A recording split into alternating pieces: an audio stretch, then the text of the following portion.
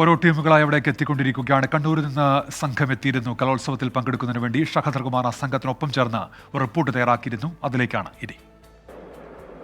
അങ്ങനെ കലോത്സവത്തിന് കേളികെട്ടുണരാൻ ഇനി വെറും മണിക്കൂറുകൾ മാത്രമാണ് ബാക്കി. നമുക്കൊപ്പം ഉള്ളത് കണ്ണൂരിൽ നിന്നുള്ള ചുണക്കുട്ടികളാണ്.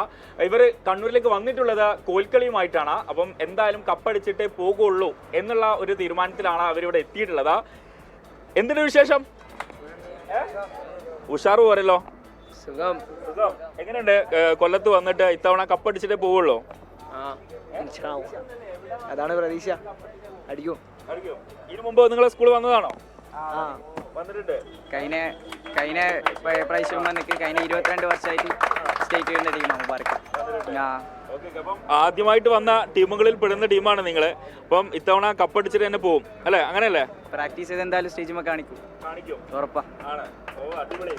ഒന്ന് നമുക്കൊന്ന് ജയ് വിളിച്ചാലോ? റെഡി?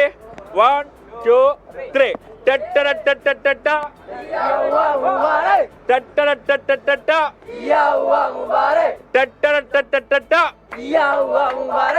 അപ്പൊ എന്തായാലും കണ്ണൂരിൽ നിന്നുള്ള ടീം എത്തിയിട്ടുണ്ട്. ഒപ്പം തന്നെ തൃശ്ശൂരിൽ നിന്നുള്ള ടീമും ഇതിനോടകം എത്തിയിട്ടുണ്ട്. തൃശ്ശൂരിൽ നിന്ന് പെൺകുട്ടികളാണ് എത്തിയിട്ടുണ്ടായിരുന്നത്.